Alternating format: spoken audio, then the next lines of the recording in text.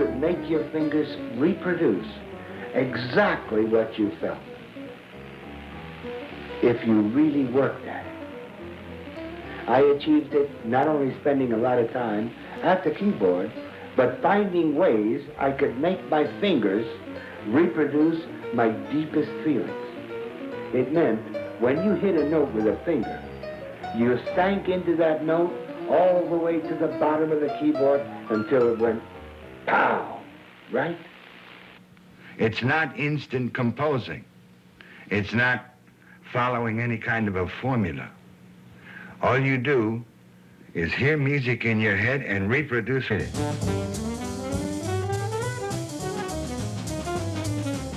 Well, he was a very brilliant guy, and he showed me a direction that I didn't know anything about as a youngster. I just liked the music and wanted to play, and he was very serious about it, you know, so all the people, even to a fanatic degree, that were associated with him over the years, even up to this day when he's gone, his body, he's dropped his body, but his spirit is still around very strongly.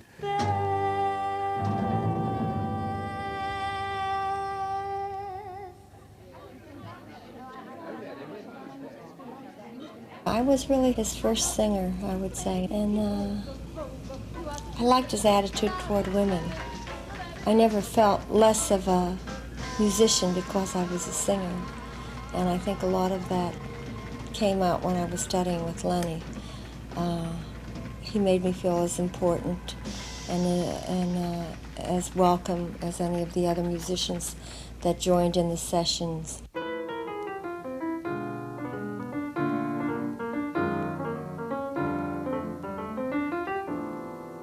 Lennie once told me he felt that in all the world of art as we know it, all through the centuries,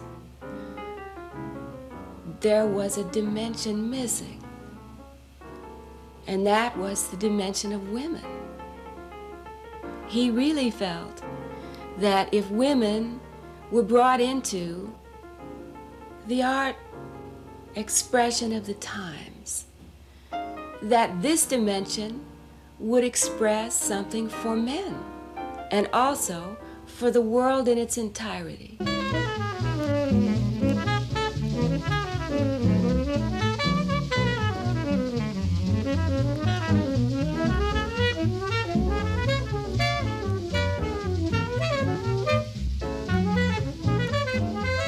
I would have to say the subject is larger than the person. I mean, Lennie was offering training in a subject much larger than Lennie Tristano. He's the very best friend I've ever had in my life. My teacher, the leader of the band I was in, and a very close personal friend. Oh, he's, of course, the most influential musician I know.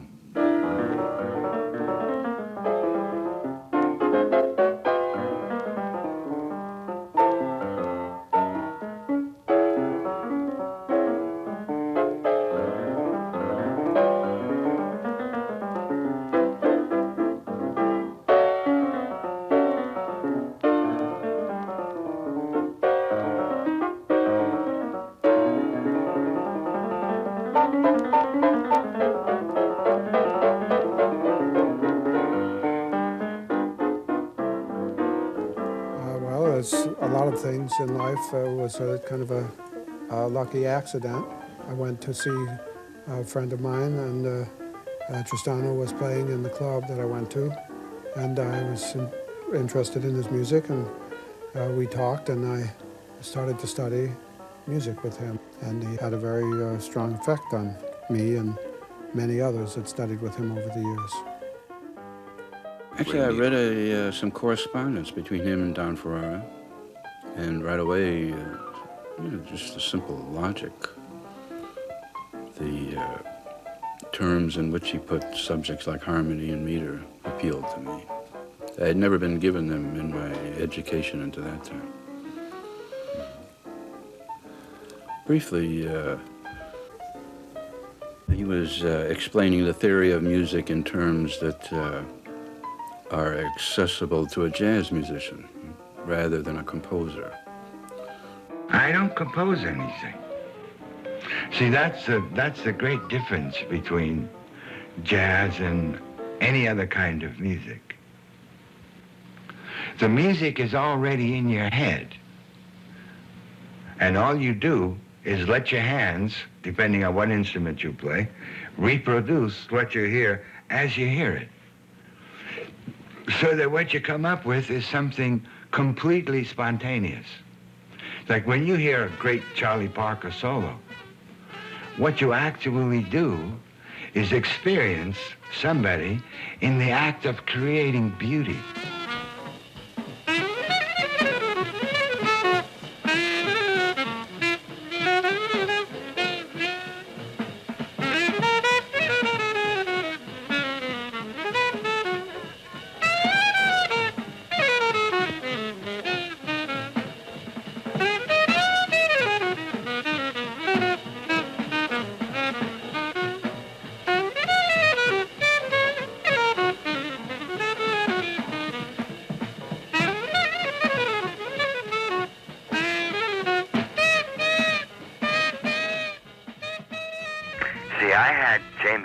Records in 1940 and 41.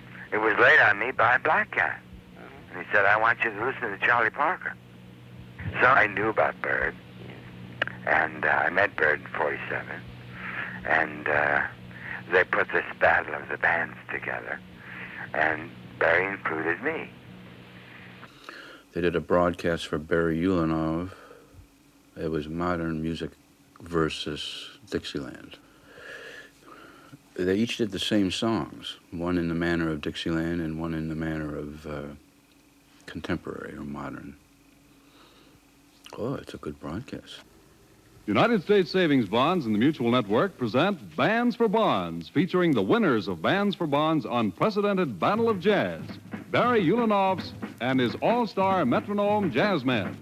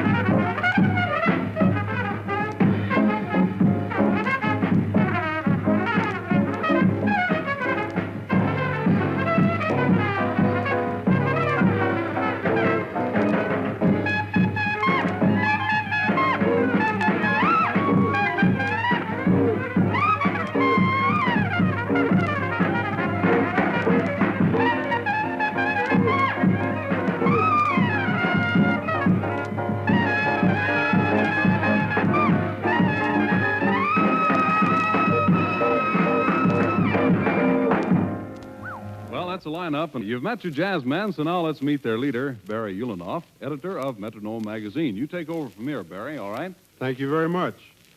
Now, one of the things none of us at this end of jazz is ashamed of is novelty or newness. And one of the very great new names in jazz is Lennie Tristano. To some people, he came out of nowhere, but then Chicago, Lennie's hometown, is not nowhere, as the large mail we got from Chicago on our first two broadcasts proved. There were two things happening at the time.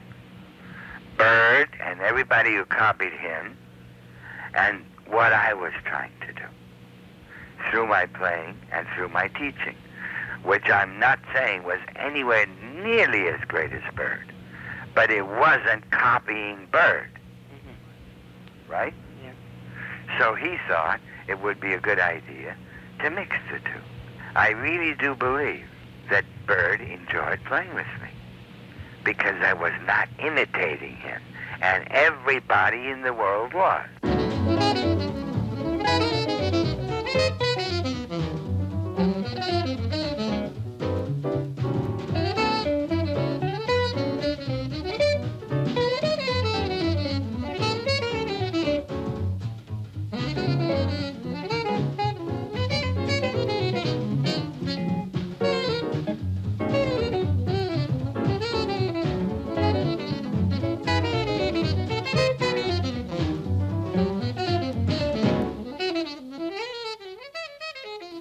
Lennie's one of the few early musicians who didn't imitate Charlie Parker. A lot of people imitated Charlie Parker, right? I mean, imitated. They duplicated his emotions. But I'm asking myself, how many people have really done that with Lennie? Or even tried? See, if you went down the street and walked into a club and heard a 10-piece band, everybody stood up and took about 50 choruses of Bird's licks. And it stayed that way until, say, maybe the middle 50s. And it finally caught up to Bird. It really bugged the shit out of him. One time, he came to my studio, and at that time, I was starting a record company. And Bird wanted to join it. The only problem we had is that I didn't have enough money to give him in front. And one of the things he said, and this is a quote, he was tired of hearing everybody play like him, and he wanted to get into something else. And he thought we could do it together. Now, of course, I don't expect anybody to believe that, and I have seldom said it to anyone. But it happened. Well, they say music speaks louder than words, so we'd rather voice our opinion that way, if you don't mind. Bird loved Lennie. I know that for a fact, because Bird was hanging out at my loft a lot, you know, and I know that he loved Lennie. What's not to love about him? He was an original. He was his own thing, and he was a musical heavy. He was one of the heavies. By the time Charlie Parker and Lennie were playing in the 40s, a lot of harmony was being rethought. Charlie Parker did a lot of improvising with harmony, and certainly Lennie did. That is to say, they improved on the changes to standards, expanded them, they introduced passing chords and substitute chords, all of that work. Well, at that time, it was all new information, so it all meant a lot to me. It just seemed that this was more than just a casual kind of a game to play. It was a serious art form, and I wasn't prepared for that really at that age. I didn't have that experience before meeting Tristano, so suddenly I felt like I had something to do with my life, and I was very excited about that.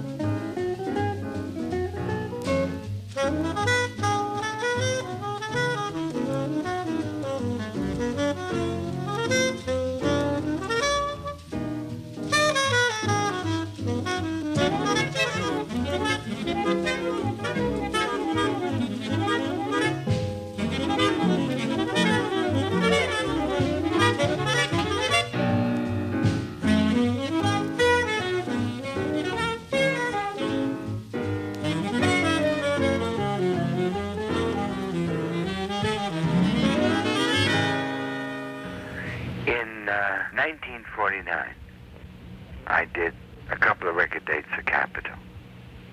And two of the tracks on them are free form.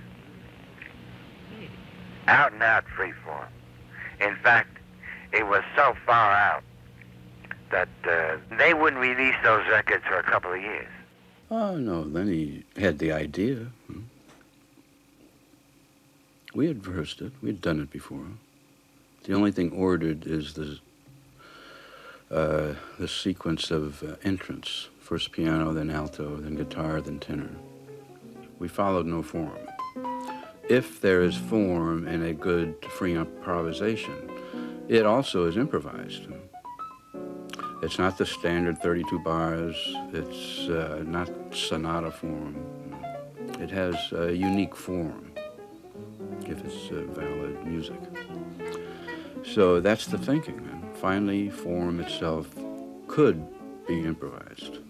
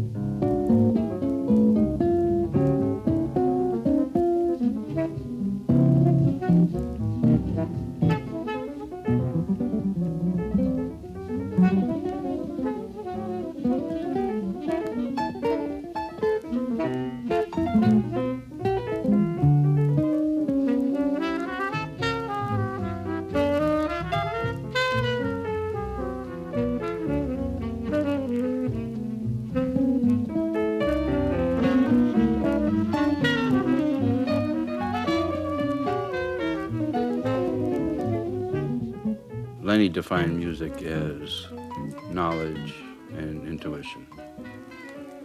That's a good definition.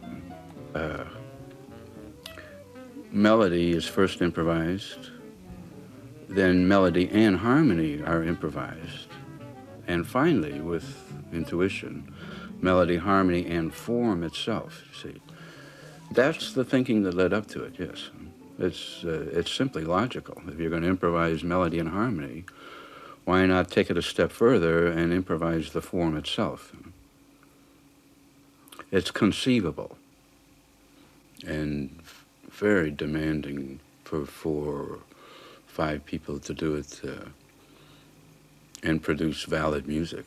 You know. That's become a conversation piece, because the first time the engineer heard it, he stopped us in the middle of the performance for a reason I don't even understand. Maybe it didn't make sense to him. Or maybe it was technical. But in any case, it was enough to make us furious. Those first records of Lennie's only became notorious, prominent jazz records 15 years after they were recorded. The only person who ever gave me credit for that in print was Miles Davis. You see, I still feel that the notes are important, and the rhythm is important, and I feel that the harmony is important. It can't be accidental.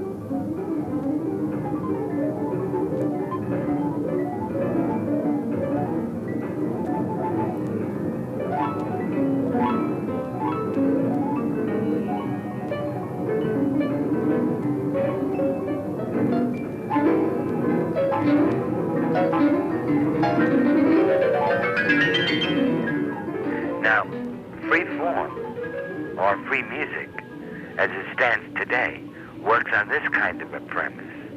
You can do anything you please. The important thing is to express an emotion. Well, I can find that out if I go to any state hospital.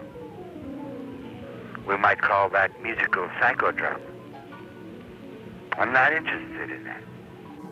He makes a distinction between emotion and feeling, which in English have essentially different meanings. Emoting is not necessarily feeling. You see, from a personal creative standpoint, feeling must be involved. It is necessarily because as an individual, we're expressing ourselves. We're expressing ourselves in the language of music. And it's how we feel that identifies us. How we emote is another matter, see. Emotion without feeling is what we call an ego trip. Lennie did not teach content so much as he taught the essence of it itself. He said the instrument is like an amplifier. The music is going through your mind, and you feel it, because sound for a musician is inseparable from feeling. And what you were supposed to do was allow this to stream out of you without the interference of the brain. So he felt that one of his primary responsibilities was to free the musicians who worked with him from the tyranny of the brain, so that they could express everything that they had within them on a feeling level. That when you're playing the piano, your obligation musically is much more than just reproducing notes or with a certain overall touch, which Art had. You know Art Tatum? He had a good overall touch. So did Teddy Wilson. But Bud went way beyond that. Every note meant something special. Bud made it possible for people like me to get a hold of this idea.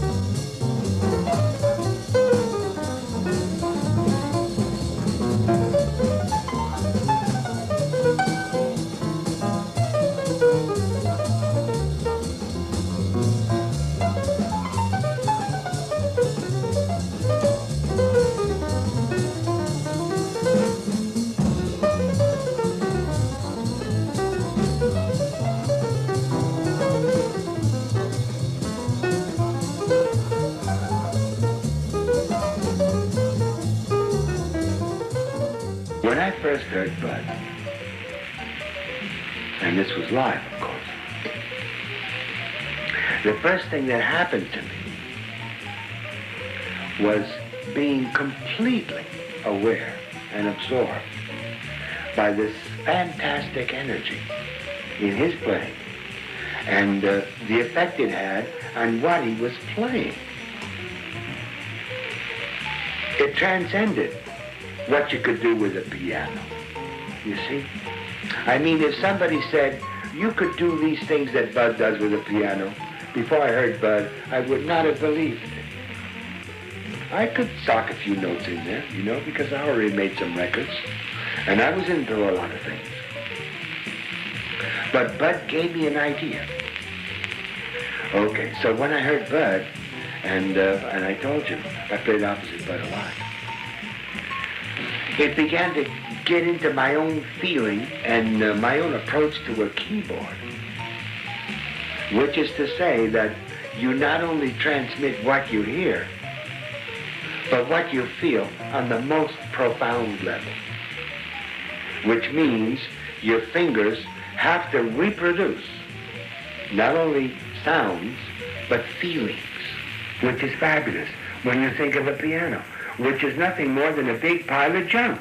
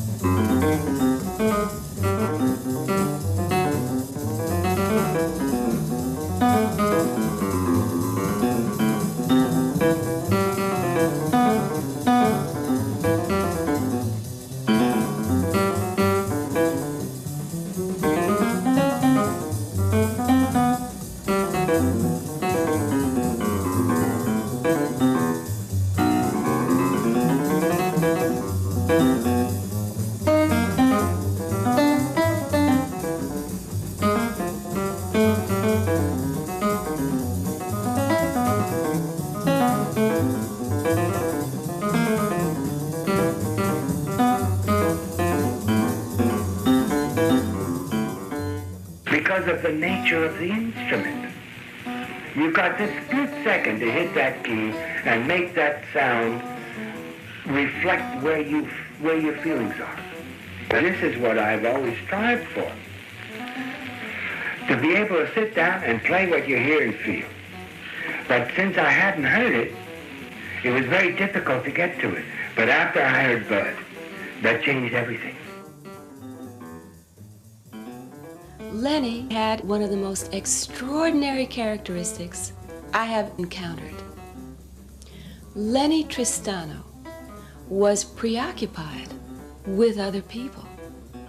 If you were going to have a conversation with Lennie Tristano, it was going to be about other people. He would almost never talk about himself, very rarely. And it wasn't through reticence. This was just how he was. And in fact, I know that Lennie felt that the subject of art was of such importance. I think he felt that the survival of humanity depended on art as an expressive force within the culture. And he identified with that completely.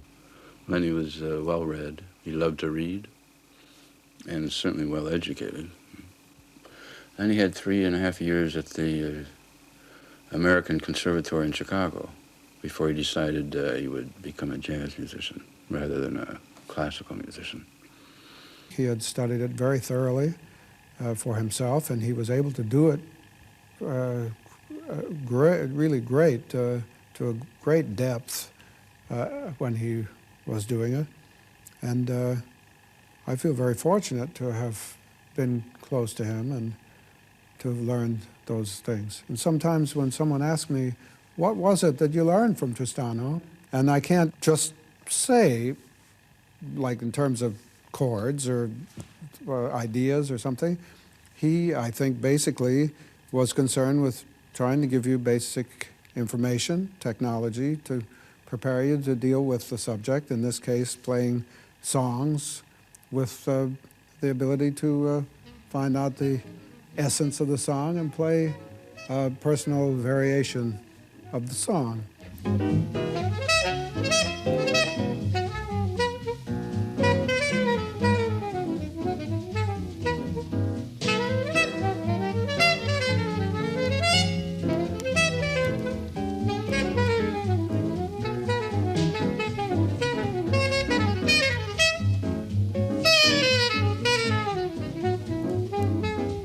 But I did feel that I was a little over my head in playing that music. My spirit would take me out above my understanding frequently, and then I would try to figure out what the hell happened, you know, and it took me a long time. I'm still trying to figure out some of that. I really, in a way, wasn't ready to study with Tristano because I hadn't really enough experience at that time to absorb some of the sophisticated techniques that he was talking about.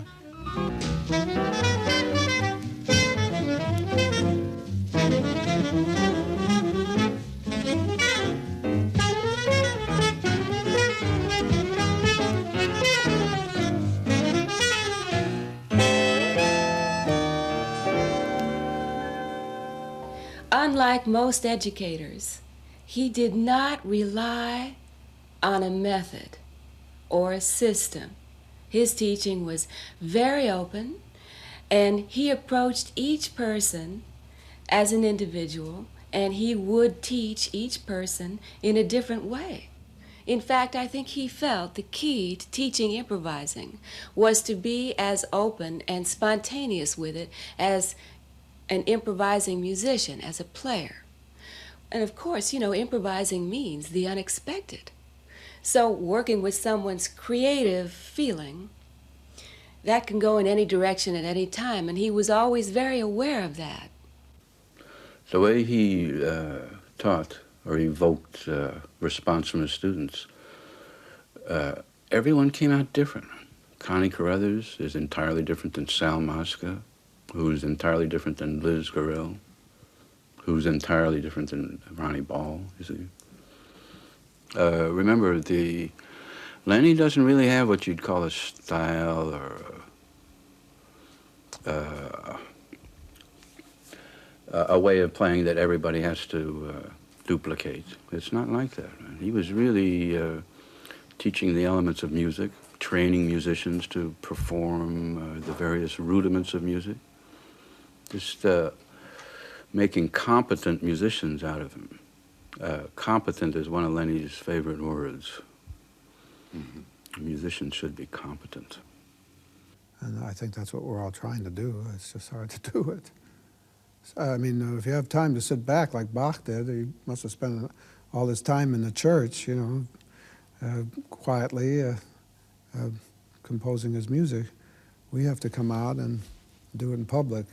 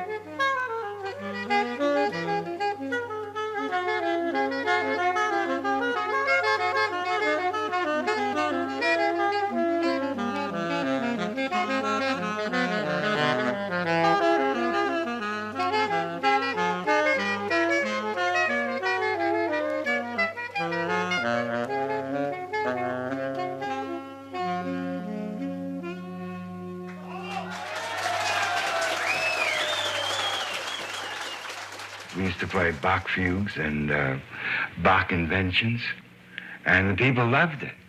They really loved it. Bach with a jazz feeling is very beautiful. I'm not sure we didn't even start the revival of Bach in popular music. He wanted you to know music. You know? No acting. Know it. Really know it.